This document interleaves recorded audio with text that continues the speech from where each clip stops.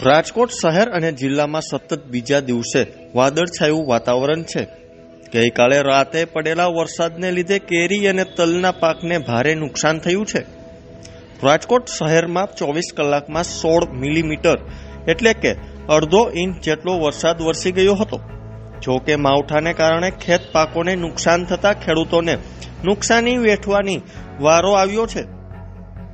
પીજીવીસીએલમાં પણ સૌરાષ્ટ્ર કચ્છમાંથી વીજ વિપેક્ષની 490 જેટલી ફરિયાદો નોંધાઈ હતી।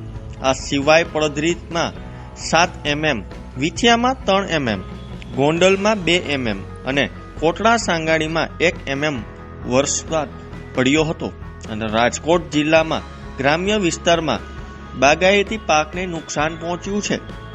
ભારે વરસાદના કારણે કેરીના પાકમાં પણ ભારે નુકસાન થયું છે। રાજકોટના પાળ ગામના ખેડૂત પિન્ટુભાઈ માળીએ જણાવ્યું હતું કે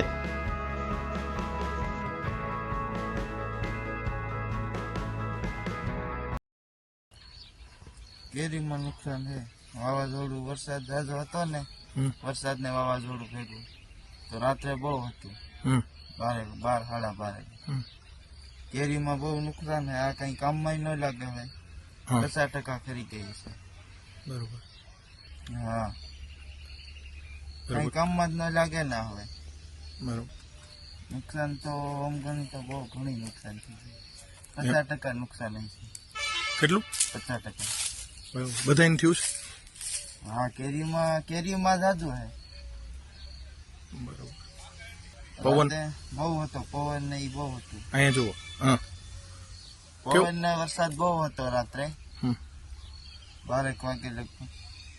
ઓકે, અત્યારે આ ઓચિંતાનું માવઠું થયું એટલે નુકસાની તો થાય। તલનો પાક હતો, 4 વીઘા તલી હતી, એમાં બધી વાઢીને ભેગી કરીને પૂરા વારવાના હોય તો આ હુકાવો નાના ઓગલા કરવાના હોય એ ન થઈ ગયા ને આ ઢાંકવાનું થયું તો આ તેલીબી વસ્તુ બધી બાટી જાય। 1000 રૂપિયાનો ખર્ચો કર્યો તો ના, 4 વીઘામાં થઈને વાઢી પૂરા વૈરા કાપણી, એક મજૂર 600 રૂપિયા મજૂરી લ્યો। હવે આમાં શું, આમાં તો બાટી ગઈ છે। 2 દી હજી વરસાદની આગાહી છે તો આમાં આ ભેગું કરીને તો અમને સૂકવવું પડે, પણ આ ભેગું ખુલ્લું થાય એમ નથી।